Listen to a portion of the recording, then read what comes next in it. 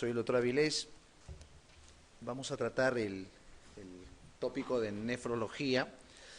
Con respecto a nefrología, voy a tratar de hacer más o menos un background de los puntos que voy a tratar en esta ponencia. Se divide en dos partes, esta es nefrología 1 y posteriormente será nefrología 2. Con respecto a los temas, vamos a hacer larvar las patologías más frecuentes, que es lo que le interesa a ustedes, y las incidencias con respecto a evaluaciones. Insuficiencia renal es el tema piedra angular de lo que es la nefrología en sus distintos aspectos y presentaciones, tanto insuficiencia renal aguda, tanto insuficiencia renal crónica, las diversas etiologías que comprometen a cada una de ellas, siendo la renal crónica más frecuente que la renal aguda, siendo la renal crónica de etiología diabetes e hipertensión las más frecuentes, y siendo renal aguda generalmente por problemas de deshidratación, hipovolemia, shock, como las causas de insuficiencia renal aguda. Vamos a mencionar algunos parámetros de diferenciación, tanto clínicas como laboratoriales, con respecto al sodio urinario, a la depuración de creatinina, a la excreción fraccionada de sodio, el sedimento urinario, una serie de manifestaciones clínicas que diferencia la aguda de la crónica, como el edema, por ejemplo. El edema generalmente es crónica, en aguda no hay presentación de edema. La anemia, por ejemplo, es más frecuente en crónicas y no en aguda, salvo que sea una hemorragia digestiva masiva que esté produciendo una hipoperfusión, una hipovolemia y a la vez una insuficiencia renal aguda. Con respecto a otras manifestaciones de insuficiencia renal crónica como síndrome nefrítico, nefrótico, glomerulonefritis postinfecciosas, nefrotoxicidades y algunas otras alteraciones como las vasculitis o las colagenopatías que se relacionan también al componente de la insuficiencia renal aguda y crónica. Vamos a mencionar también algunas patologías no tan frecuentes, pero que se relacionan algunas disfunciones, tanto glomerulares como tubulares, como el síndrome de Bartter, síndrome de Fanconi, algunas otras más tubulopatías, en todo ese contexto, y complicaciones sistémicas de enfermedades que afectan al riñón. Veamos al riñón como el pivot de la homeostasis, es el que regula el medio interno. No le demos la función simple de excreción urinaria, tiene más de 10 a 15 funciones fisiológicas el riñón.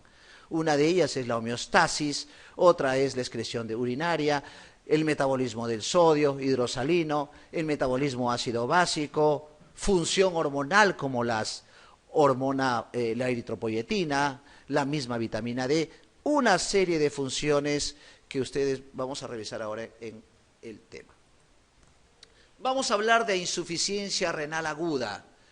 Esto es una emergencia nefrológica, es una emergencia médica. Generalmente la condición final es hemodiálisis. Definición: pérdida brusca de la función renal. Esa pérdida brusca de la función renal puede ser por múltiples noxas. Hablamos de noxas, agentes que pueden alterar esa función renal. Un ejemplo, una insuficiencia cardíaca severa que disminuye el gasto cardíaco, disminuye el débito urinario, disminuye el flujo plasmático renal y produce isquemia, hipoperfusión renal y produce un incremento ¿de qué? De la urea y la creatinina. Ese aumento de urea y creatinina se llama azoemia. Pero hay algunas particularidades que uno debe tener en cuenta cuando plantea el aumento de la urea y la creatinina. ¿Qué aumenta primero o qué aumenta más, la urea o la creatinina? Si aumenta la urea, estamos hablando de problemas de hipoperfusión, estamos hablando de problemas hepáticos, un problema de hiperproteinemias, estamos hablando de un problema de sangrados digestivos que también producen aumento de la urea. Cuando aumenta la creatinina simultáneamente a la urea, estamos hablando de un problema ya de una ira establecida. O sea, estamos hablando de una ira renal redundando, ¿no? Porque hay azoemias prerrenales de causas insuficiencia cardíaca, grandes quemaduras, shock, deshidratación, algunos fármacos. Eso es azoemia prerrenal. Sepsis, la misma sepsis puede hacer una azoemia prerrenal de inicio. Cuando hablamos de azoemia renal, redundando por supuesto, hablamos de necrosis tubular aguda. Y ya estamos hablando de daño renal específicamente. Y ahí hablamos de un shock refractario, de una hemorragia masiva, de una nefrotoxicidad a nivel glomerular, etcétera. Eso es azoemia renal. Y luego hablamos de azoemia postrenal o la ira postrenal, asociado generalmente a UPO.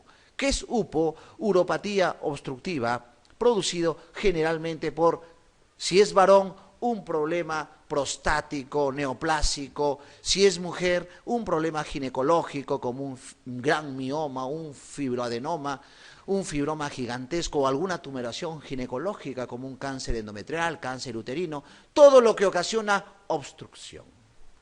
Cálculos renales también es una causa de ira postrenal. Esto lo vamos a incidir y creo que al final, como colofón de la clase, vamos a entender que la urea y la creatinina son parámetros importantes para ver el funcionamiento renal. La incidencia, 5% de la población hospitalizada, sabiendo que la insuficiencia renal crónica es la de mayor incidencia. El 20% de pacientes van a UCI por las múltiples complicaciones sistémicas que tiene la insuficiencia renal aguda, como el edema agudo de pulmón, la acidosis metabólica refractaria, la pericarditis urémica, el gran sangrado, la encefalopatía urémica, toda una serie de concatenaciones patológicas que se relacionan en la insuficiencia renal aguda y llevan al paciente a una unidad de cuidados intensivos. Acá tenemos un gráfico sacado del Kidney, ¿no? Generalmente relacionado a el número de casos de insuficiencia renal aguda. Ha habido un aumento de la incidencia de insuficiencia renal aguda a través de los años y la mortalidad también, pese a que hay gran posibilidad de hacer hemodiálisis en los pacientes. La mortalidad promedio de 50% es una emergencia y por ello para tomar conductas inmediatas. Elevación brusca de la creatinina por arriba de 2, sabiendo que una creatinina normal debe ser máximo hasta 1, valorando su contexto muscular, su estado nutricional, etc. Duplicación de la creatinina sérica con respecto a los valores basales, esto es importante, pero hay que tener en cuenta un detalle. A partir de los 40 años, fisiológicamente la creatinina se deteriora 1 punto cada 2 años. Acuérdense ese detalle, fisiológicamente 1 punto cada 2 años. Si yo tengo 60 años, voy a tener una depuración de creatinina menor de 10 del valor basal y será siendo normal el funcionamiento renal. Entonces, tenemos ese detalle que a partir de los 40 años disminuye 1 punto de depuración cada 2 años. El incremento de creatinina sérica superior al 50% de los valores iniciales también es un criterio de insuficiencia renal aguda. El incremento de la creatinina sérica de 0.5 miligramos de cilitro cuando la creatinina basal es menor de 2.5 miligramos de cilitro. Esto es importante determinar. ¿Por qué? Porque hay un término que se llama ira hipercatabólica.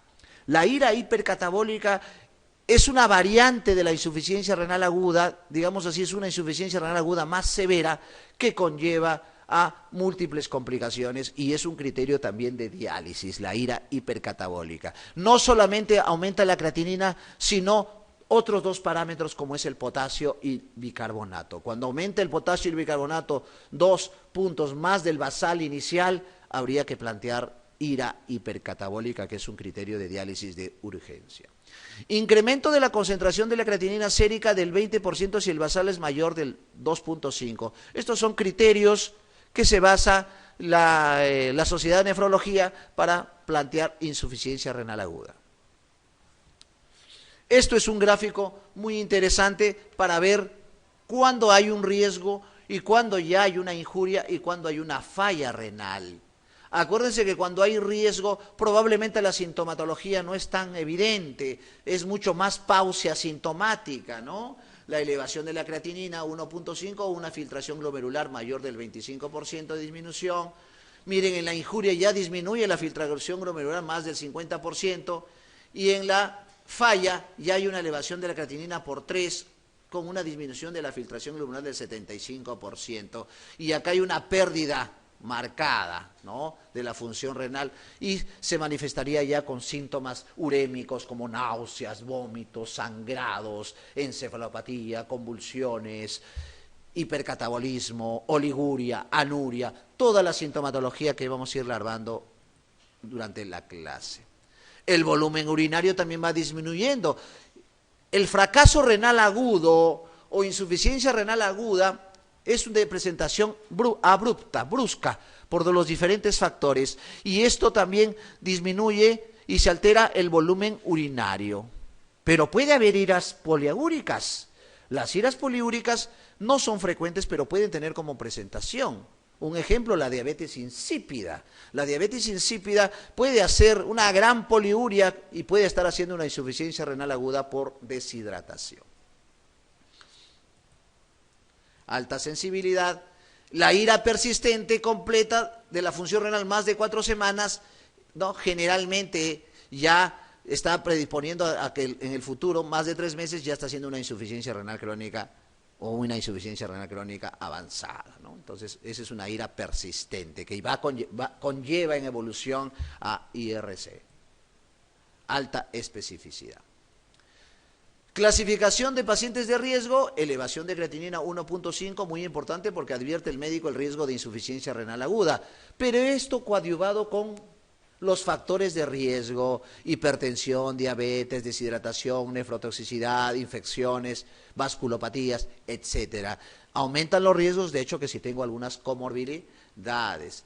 El 56% de pacientes de riesgo progresan a IRA, a insuficiencia renal aguda. Marcadores de riesgo, tenemos la creatinina, pero no es un buen indicador porque la creatinina también mide otros parámetros. Parámetros nutricionales, parámetros de hepatopatías, etcétera, ¿no? Igual que la urea. 25% de pacientes con valores normales tiene filtración glomerular menos de 60, miren, este dato es importante. O sea, el 25% de pacientes con valores normales de creatinina tienen ya una disfunción de la filtración glomerular o de la depuración de creatinina, que es lo mismo en realidad. Depuración de creatinina acortada, hablamos de acortada menos del 50%, ¿no? Algunos marcadores que se usan, detecta la ira, por ejemplo, de 1 a 2 días antes de elevación de la creatinina, la cistatina, que no es una prueba de uso común para detectar precozmente una insuficiencia renal aguda, debido a este alto costo y no está estandarizada y no hay estudios a gran volumen, a gran universo. Pero también el problema que se eleva en factores de inflamación, por ejemplo, enfermedades reumáticas, tumorales, infecciosas. Entonces, un poco que puede sobredimensionar el diagnóstico si tienen algunas de estas comorbilidades. Otros marcadores, como moléculas renales de injuria, otros marcadores como marcadores neutrofílicos, también están en estudio. Clasificación de pacientes con la injuria, duplicación de la creatinina, 50% de pacientes progresan hasta estadios más severos, ¿no? El diagnóstico diferencial en pacientes con hipoperfusión prerrenal versus establecida es la excreción fraccionada de sodio. Y esta es la fórmula, una fórmula no muy memorística, pero el objetivo es entender qué factores dan la excreción fraccionada de sodio, como por ejemplo el sodio urinario sobre el sodio plasmático o la urea urinaria sobre la urea plasmática, sobre la creatinina urinaria sobre la creatinina plasmática, ¿no? Y esto produce un factor, generalmente es mayor de 1 o menor de 1.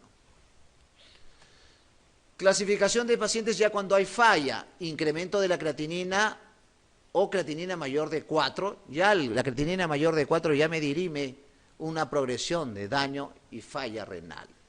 El paciente ha sido establecido de un daño renal, un daño ya estructural, esto se llama ira establecida.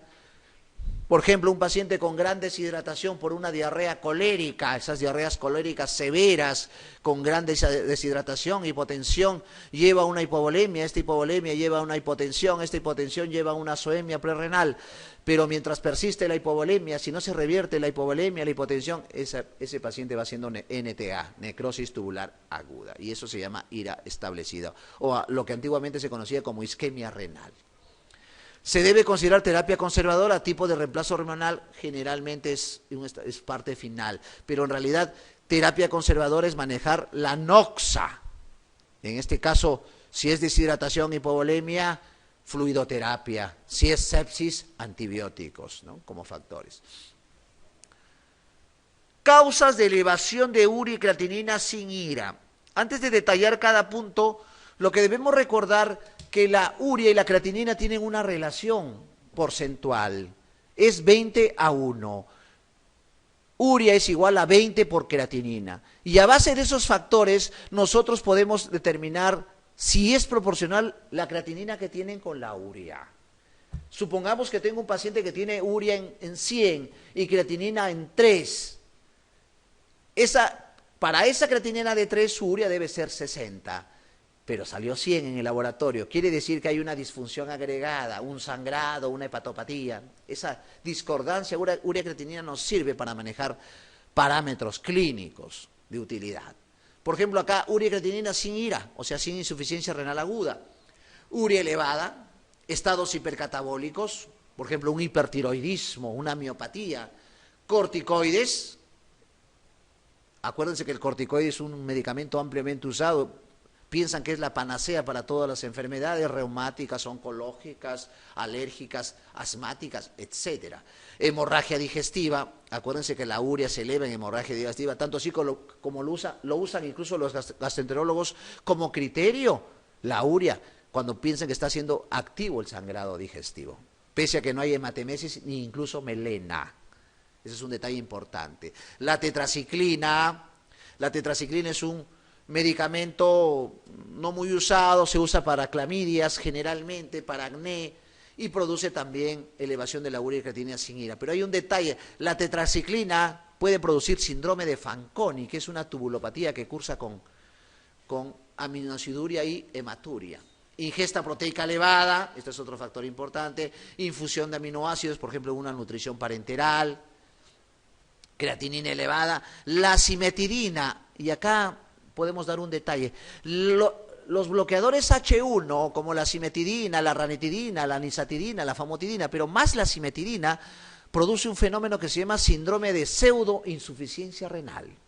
Eleva la creatinina y la urea, pero no hay oliguria. Esa es una pregunta muy frecuente con respecto a la cimetidina, que no se usa mucho actualmente. El ácido acetoacético, acuérdense que es un derivado de los ácidos, de los cetoácidos como el beta-hidroxibutírico, etcétera. El cotrimoxazol, un medicamento muy amplio para las infecciones tanto respiratorias como intestinales.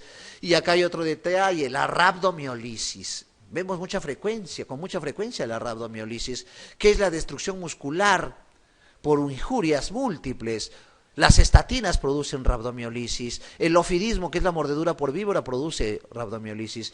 Los aplastamientos, los síndromes de Crash, esos aplastamientos también producen rhabdomiolisis. Los traumas múltiples producen rhabdomiolisis, que la característica es mioglobinuria.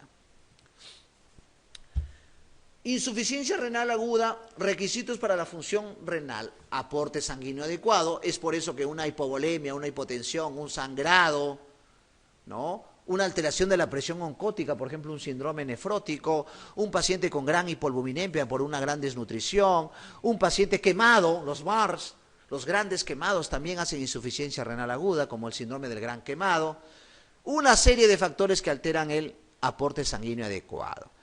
Integridad anatómica y funcional, acuérdense que las anomalías anatómicas congénitas como el riñón poliquístico, el riñón en herradura, las tosis renales, las tumoraciones que alteran la función renal, pueden alterar también este contexto. Vía urinaria permeable, acordándose que si tenemos doble sistema pielocalicial, tenemos acodaduras, tenemos problemas de vejiga, uretra, tenemos litiasis renal, tenemos tumoraciones, tuberculosis de vías urinarias, van a alterar ese factor. El mecanismo de autorregulación, ¿no?, relacionado generalmente a la presión arterial, generalmente es por ello que en la insuficiencia renal aguda un factor que evidenciamos de inicio es la hipertensión arterial. La hipertensión arterial se eleva y puede haber factores secundarios con ello. Este es un buen gráfico, ¿no?, es una hipérbola, ¿no?, en la cual hay una relación de la creatinina con el índice de filtración glomerular, ¿no? Generalmente esa hipérbola va decreciendo a medida de que va aumentando la depuración de creatinina dentro de los rangos normales. El volumen urinario, importante para dirimir los tipos de insuficiencia renal aguda, pueden ser no ligúricas, mayor de 400 milímetros, oligúricas entre 100 y 400 y anúricas generalmente menor de 100. Pero acuérdense que hay iras poliúricas, las diabetes insípidas, que producen grandes volúmenes urinarios. Aproximadamente el 50-60% de las iras son no oligúricas. Mira, hay un gran porcentaje de presentación. Y hay un detalle más, estas iras no oligúricas hacen acidosis metabólica anion gap normal. Generalmente las iras hacen acidosis metabólica anion gap alto como causa frecuente, pero estas iras no oligúricas hacen con anion gap normal. Esta es una buena diferenciación clínica que lo deben tener siempre presente para diferenciar una insuficiencia renal aguda de una crónica. Como ven, no está el tiempo. El tiempo es muy variable, sabiendo que la disfunción renal, las manifestaciones son más sistémicas y algunas veces son pauseasintomáticas o silenciosas. Lamentablemente estas enfermedades se manifiestan cuando ya tienen un cuadro avanzado, cuando hay una gran evidencia de alguna anoxia, como una deshidratación, una hemorragia que puede producir esos factores. Entonces, el antecedente en IRA generalmente no hay antecedentes, es un cuadro abrupto. Paciente con GECA, una gastroenterocolitis por Escherichia coli enterotoxigénica, produce azoemia, hemólisis, síndrome urémico hemolítico. Paciente con una diarrea colérica, con gran deshidratación, produce una insuficiencia renal aguda. Un paciente con un cuadro emético por una gestante primigesta joven, una hiperemesis gravídica con gran componente de vómitos, produce una deshidratación, una hipovolemia y puede producir insuficiencia renal aguda también. Grandes quemados, grandes traumas, uso de nefrotóxicos como los aminoglucósidos también pueden producir ese contexto agudo. La facie, esa facie que se describe muy característicamente en el renal crónico, como la facie abotagada, la facie terrosa, la facie pálida terrosa, relacionado a múltiples factores, como el urocromo, que es la sustancia que hiperpigmenta al paciente, o el paciente abotagado por el gran edema que produce el paciente renal crónico, esa piel en escarcha que se produce por una dermatitis urémica, por las urémides que se depositan a nivel de la unión dermoepidérmica, que produce también alteraciones de la piel. Los antecedentes en IRC sí son notorios: diabetes, hipertensión, UPO, ¿no? Siendo diabetes la causa más frecuente de insuficiencia renal crónica actualmente en el Perú y en el mundo, y hipertensión también, como nefroangiosclerosis. La anemia, ausencia de anemia, me da más asidero plantear una IRA. Y la palidez y la anemia en pacientes renales crónicos me dice que es un renal. Acuérdense que la anemia en pacientes renales son de causas multifactoriales. No solo es de eritropoyetina, que es la causa más frecuente. Son más o menos 20 causas de anemia en renales. Vamos a detallarle algunas 10 para que tengan más o menos conocimiento y quizás de repente en algún examen le puede venir esa pregunta. La acidemia que produce el renal crónico disminuye la vida media del hematíe. La misma acidemia produce también hemólisis por sobresaturación. Los pacientes con gran aumento de urea, más de 100, 200, 300 de urea, produce una hipoplasia reactiva, altera la médula, altera la eritropoiesis. Acuérdense que la uremia misma produce angiodisplasias colónicas, digestivas, y esto produce micropérdidas, produce anemia ferropénica. Acuérdense que el urémico también produce intolerancia. Los pacientes vomitan, no absorben la vitamina B12, no absorben el ácido fólico. Entonces, como ven, tienen múltiples causas la anemia en paciente renal crónico. Es por ello que la eritropoyetina es parte del tratamiento de la anemia. También se le da ácido fólico, también se le da eritropoyetina, también se le da sulfato ferroso, etc. Pero si le preguntan, ¿cuál es la anemia más frecuente en el renal crónico? Anemia por enfermedad crónica. Esa es la respuesta. Tolerancia a la uremia. Esta es la tolerancia a la uremia. Los pacientes con IRA generalmente están tóxicos.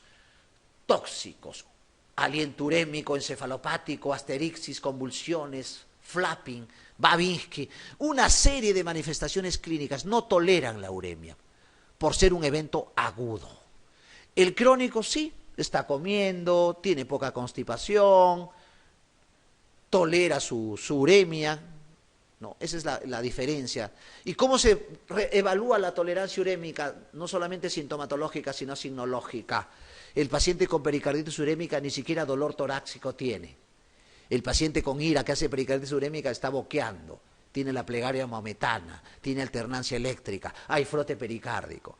El edema agudo de pulmón del paciente renal crónico ni siquiera diaforesis tiene. El paciente con IRA, el edema agudo de pulmón es catastrófico, con gran hemoptisis, con grandes crépitos, con gran signo de sobrecarga, ingurgitación yugular. El tamaño renal, esto es importante, diferenciar el tamaño renal, normal en IRA y pequeño en renales crónicos. Pero yo siempre he dicho que en medicina 1 más 1 no siempre es 2. No hay nada absoluto en medicina. En medicina todo puede suceder igual que en el fútbol, ahora que estamos en la moda del fútbol, sobre todo este fin de semana y la siguiente. Puede haber renales crónicos con riñones normales, incluso grandes. Y ahí están las patologías frecuentes que en algún momento le pueden preguntar. Mieloma múltiple, una discrasia de células plasmáticas, da insuficiencia renal crónica con riñón normal o grande. La poliquistosis renal da insuficiencia renal crónica con riñones grandes.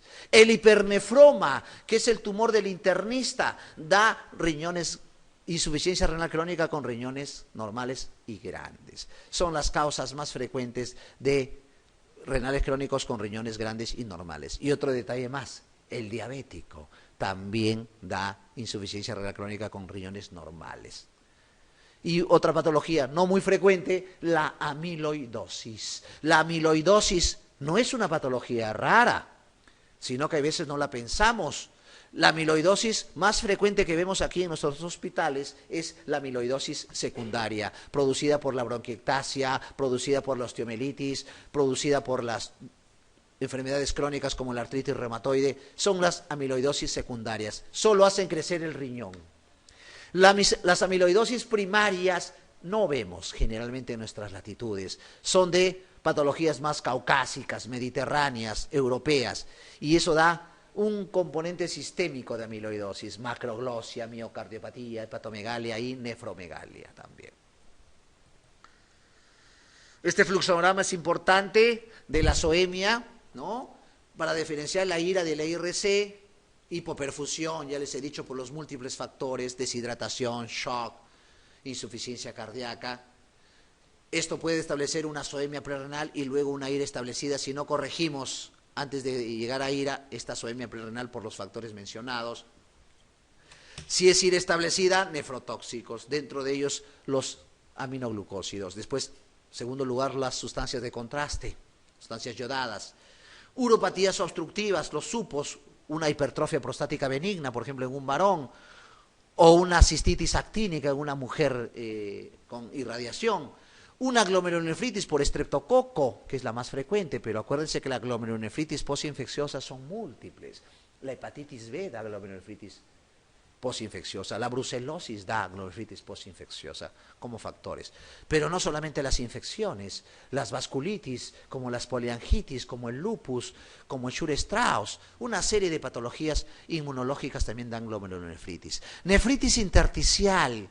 Generalmente la causa más frecuente son fármacos. Están los penicilínicos, cefalosporínicos como causas más frecuentes. Los AINES, muy usados en el mundo, los corticoides también dan nefritis intersticial. Obstrucciones vasculares por ateromas, ateroembolias, endocarditis también son causas de IRAS establecidas. Clasificación, la más frecuente es la prerrenal por las múltiples causas. Le agrego una más, el tercer espacio. ¿Qué es el tercer espacio? Es el paciente, no hay pérdidas evidentes, no hay náuseas, no hay vómitos, no hay diarreas, no hay hemoptisis, no hay sangrado, y el paciente está con IRA prerrenal. Hay que pensar en tercer espacio. Y tercer espacio, hablamos de líquido ascítico.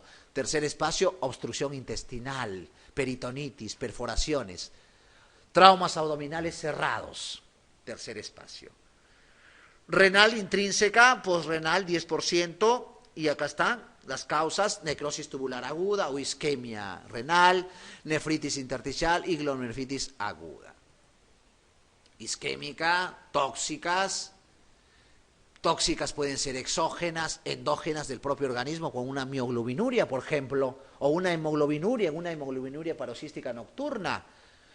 Vascular o intersticial, vasculitis, ¿no? Ahí está la poliangitis, el Goodpasture, enfermedades muy conocidas por ustedes. Insuficiencia renal aguda, etiología, siempre hay que tener y conocer la etiología. Conozco la etiología, tengo todos los instrumentos para tratar la etiología y corregir en lo posible.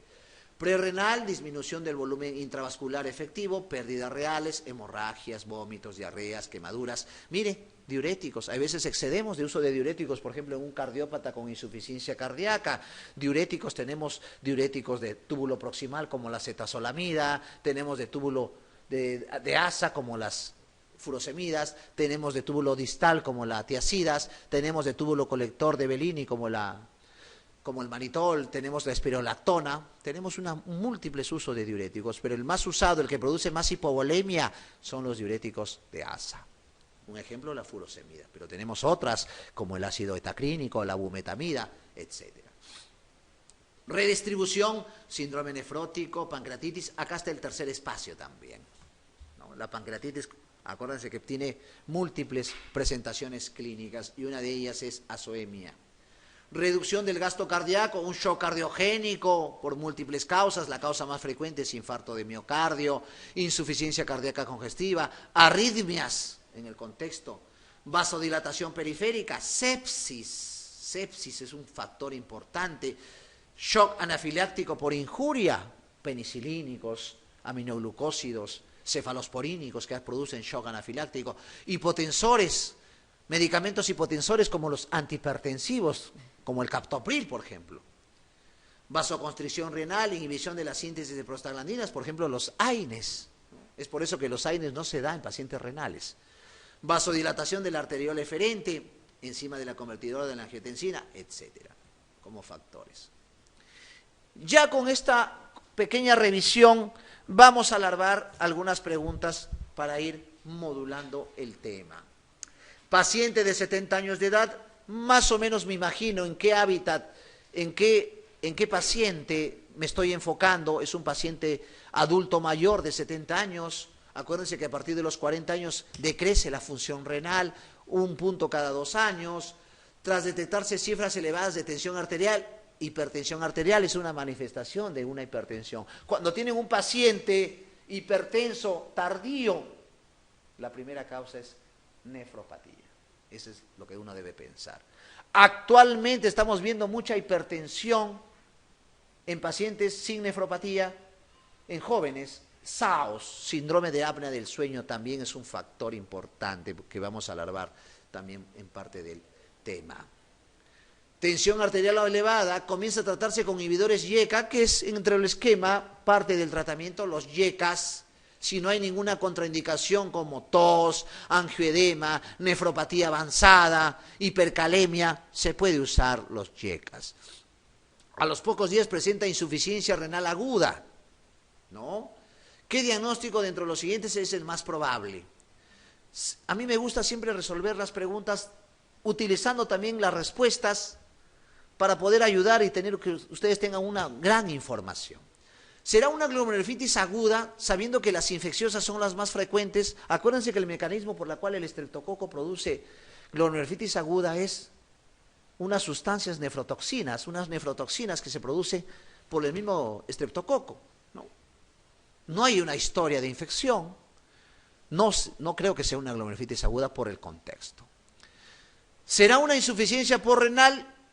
Podríase plantear porque tiene 70 años y UPO es la primera causa en varones. Pero no hay una historia de disuria, poliacuria, no hay una historia de estranguluria, no hay una historia de tenesmo, no hay una disminución del chorro urinario, no hay dolorabilidad al orinar, o sea, no hay historia prostática. Acuérdense que el síndrome prostático tiene 2 grandes características, un síndrome obstructivo y un síndrome irritativo, mucho tenesmo en el paciente.